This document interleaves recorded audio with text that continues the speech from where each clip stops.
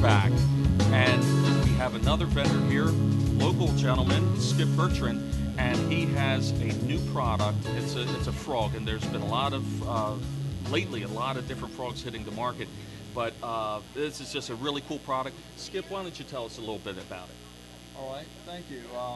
I've developed a new topwater frog lure, mainly because I was fishing hollow-bodied frogs for years, and I loved it and had a lot of fun with it.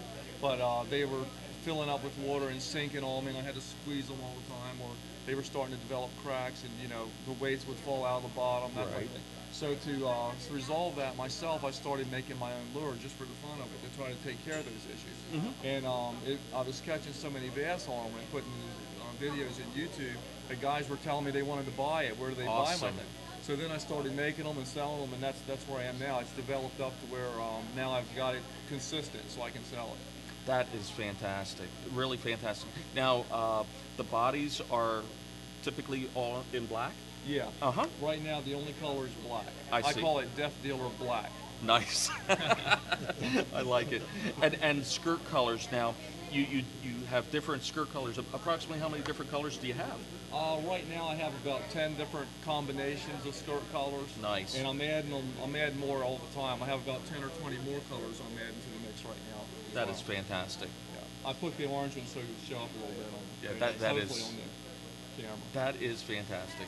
Skip, I was on your website. You got some videos posted on your website. It looks like an amazing bait to be using on top water, fishing grass, scum. Can you take us a little bit into how you fish that? Yeah, I designed it especially for scum and muck. That's what it's really good for. And the way I fish it, and it's very successful, is I just cast it out there and let it sit for a few seconds, and then just twitch it a little bit. And it has a rattle inside, and we just twitch it, let it sit, and if I don't get a blow up right away, I'll just let it sit a little while longer, twitch it again, and I'll get the blow up. And on hard days when they're just not blowing up at all, sometimes if I pull it through quick, like a steady retrieve, they'll hit it that way. Wow. But it's more successful when I let it sit there a little bit and they hit it and they just get hooked right away. They zero With in that on exposed hook, your hookup ratios are 50-50? Better than that, 90%. 90%. 9 out of 10 with that exposed hook. Yep, that's why I really like it. When they hit it, the first thing they get is that hook in their mouth. And they basically hook themselves. Wow. And didn't you say earlier that this bait will right itself? Yeah, it rights itself. I designed it with the weight in the bottom of the lure so that when you cast it, it lands belly down every time. Wow. And like if you were to hit it off of a tree branch or something, if it fell upside down for any reason, it will immediately right itself. So the hook is always up, and that makes it more weedless.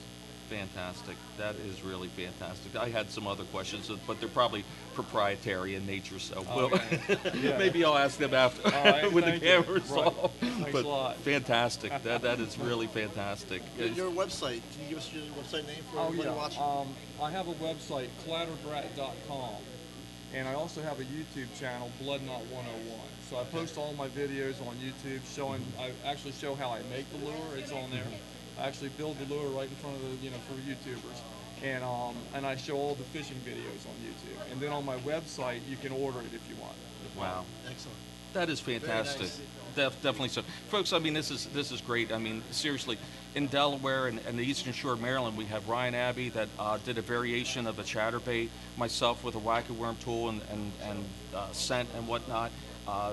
Eric Williamson now doing jigs, and now this gentleman with frogs. This is really great that this little state, people are coming out of the woodwork and really making some fine products. That is really good. Now, did you have a good show? So far, it's been really good. Yeah. Awesome. I made 50 of these to bring to the show, and I've sold 16 of them yesterday and a couple of them today already. So it's been great. Yeah, it's been really good.